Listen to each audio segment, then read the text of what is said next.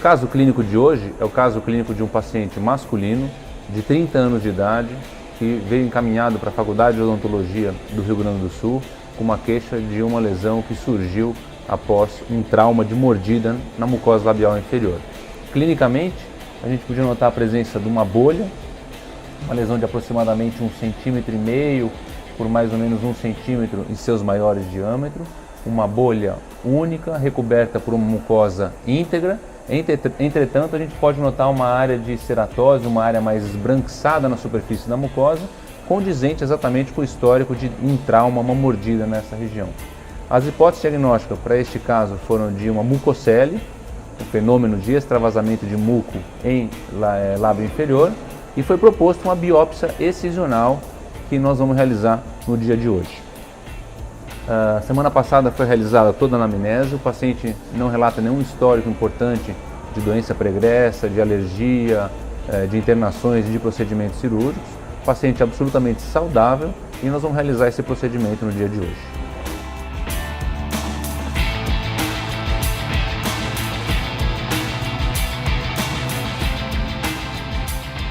Então agora descrevendo um pouquinho o procedimento cirúrgico, a gente inicialmente realizou todo o processo de paramentação cirúrgica e montagem da bancada, da mesa cirúrgica, e após feito isso a gente vai preparar o paciente para realizar o procedimento. O paciente já realizou um bochecho com clorexidina a 0,12% como antisepsia intraoral, e agora nós vamos realizar estamos realizando a antisepsia extraoral com clorexidina a 2%.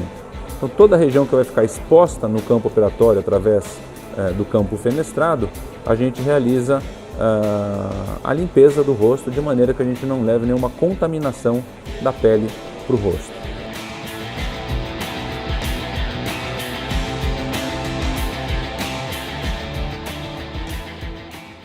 Muito bem.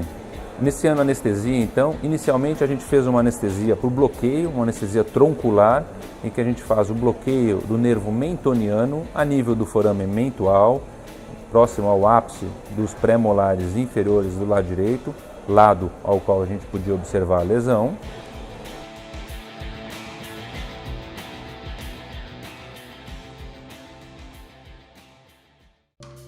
Posteriormente ao procedimento anestésico, da anestesia para o bloqueio, a gente faz uma infiltração perilesional, uma anestesia terminal local, perilesional, com o intuito de complementar a ação anestésica na região e também de ter uma vasoconstrição melhor, que facilita bastante o procedimento cirúrgico, diminuindo significantemente a quantidade de sangue após a incisão. Frente às características clínicas da lesão, com hipótese diagnóstica de uma lesão completamente benigna, nós optamos por realizar uma biópsia excisional. Então é feito 2 incisões elípticas semilunares, como a gente pode visualizar no vídeo, as 2 incisões elípticas semilunares, incisão única, firme e contínua. Então, dessa maneira a gente tem um controle bastante significativo do sangramento, facilitando bastante o posterior à incisão. Feita a incisão, a gente pinça as bordas da lesão, inicialmente vai fazendo novas pequenas incisões para soltar a área incisada do plano muscular. O intuito não é remover tecido muscular, e sim apenas mucosa, submucosa com a lesão. Então, a gente vai aspirando bem para poder enxergar bem os limites da lesão e fazendo pequenas incisões para soltar o plano muscular dessa área incisada.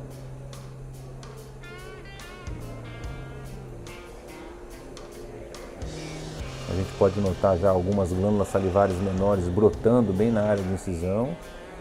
Iniciamos um processo de divulsão dos tecidos.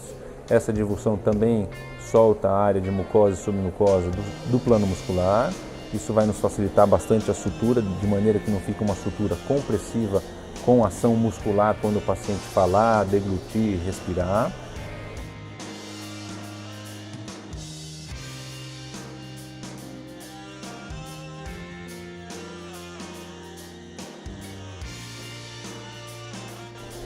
Complementando com novas pequenas incisões.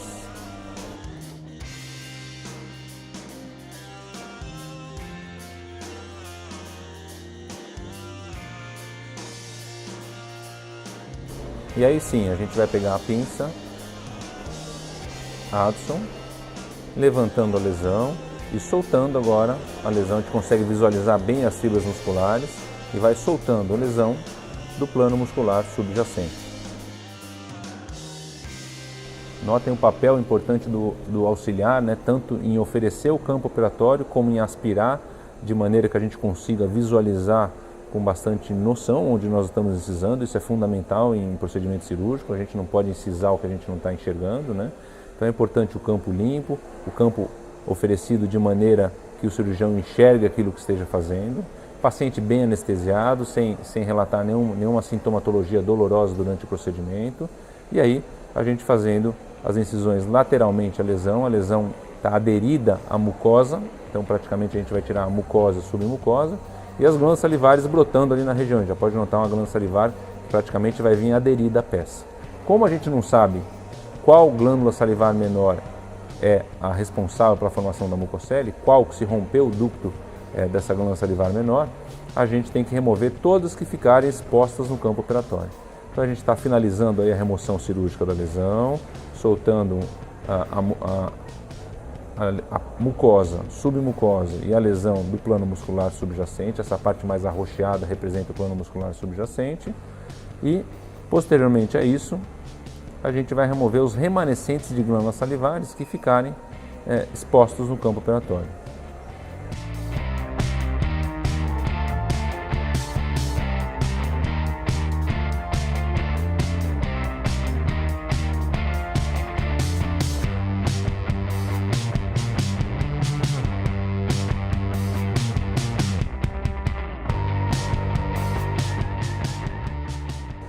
Uma glândula salivar aí subjacente à lesão, presa na peça.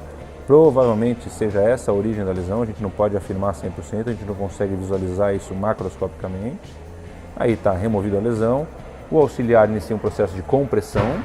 A compressão sempre vai diminuir o sangramento local, embora o controle de sangramento seja bem tranquilo. Vocês notem que não tem um sangramento exacerbado durante a realização do procedimento. E agora a gente vai iniciar a nossa manobra de divunção, que é aquela manobra que tem por finalidade, como eu disse, destacar mucosa e submucosa do plano muscular subjacente. A gente entra com a tesoura fechada e abre a tesoura dentro dos tecidos, separando realmente essa mucosa da submucosa, o que vai nos facilitar bastante a nossa sutura, tirando a ação muscular quando o paciente principalmente falar ou exercitar ou acabar realizando algum tipo de movimentação com a mucosa labial.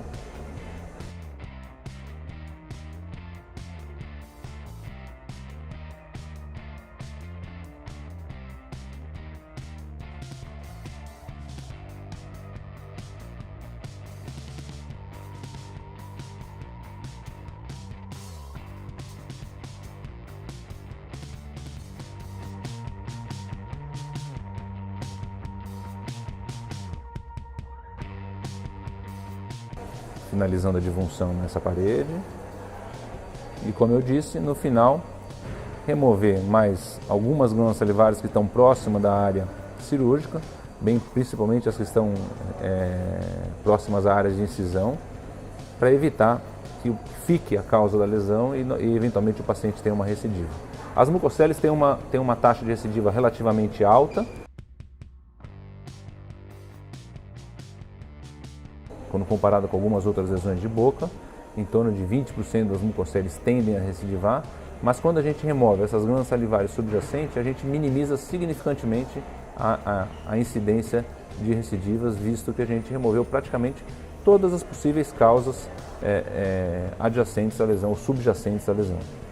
Então é aí a gente fazendo um pouquinho mais de divunção e agora pinçando a glândula salivar menor e removendo.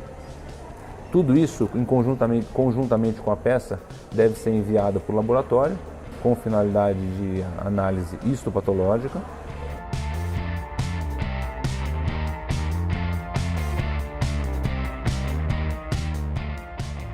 Procurando eventualmente mais alguma lesão, alguma glândula que esteja adjacente à área divulsionada.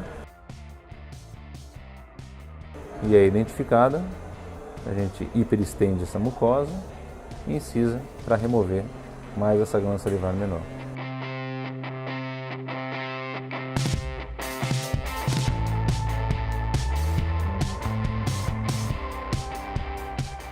Aí, adjacentemente à lesão, tem mais uma glândula salivar menor.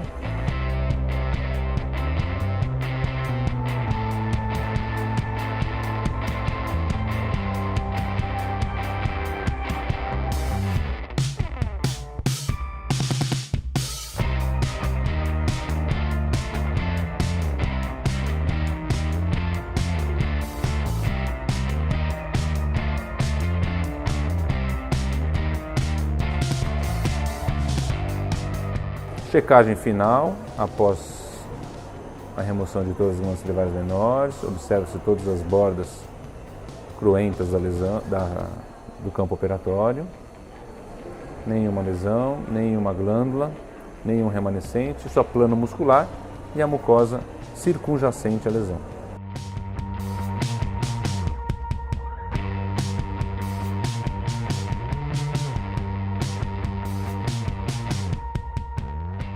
Muito bem, limpando o campo operatório com soro fisiológico então no final, e nós vamos iniciar nosso processo de sutura.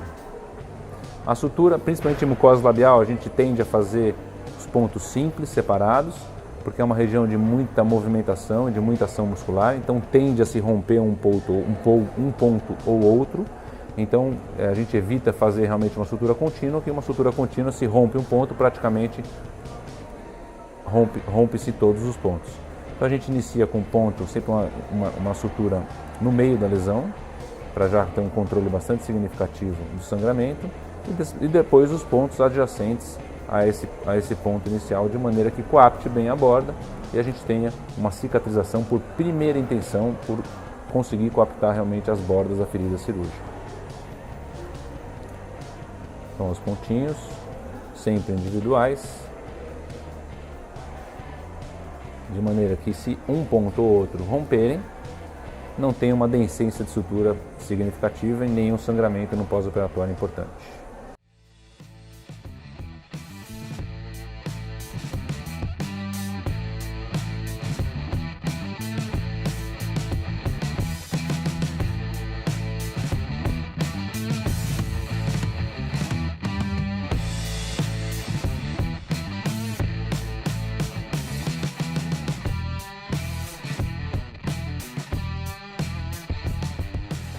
Todo o material removido do paciente sempre deve ser enviado para o laboratório. A gente acondiciona esse material em formol a 10%, num pote relativamente grande, para ter bastante quantidade de líquido para conseguir fixar bem essa peça. E a peça é enviada para o laboratório conjuntamente com a ficha com as informações clínicas, para que o patologista tenha subsídios para nos auxiliar na obtenção do diagnóstico final. Embora a mucocélula diagnóstico seja clínico, a gente sempre envia o material removido do paciente para análise microscópica e confirmação do diagnóstico. Uma vez confirmado o diagnóstico, o paciente retorna na semana seguinte, é dado o laudo ao paciente e praticamente o paciente encontra-se tratado, realizando apenas as consultas de retorno agora para avaliar o processo de cicatrização e, consequentemente, a não recidiva da lesão. O paciente foi medicado com um analgésico de ação periférica, dipirona, com finalidade de analgesia, e daqui a uma semana ele volta para a gente remover a sutura, verificar como é que foi todo o processo de cicatrização e informar sobre o diagnóstico final.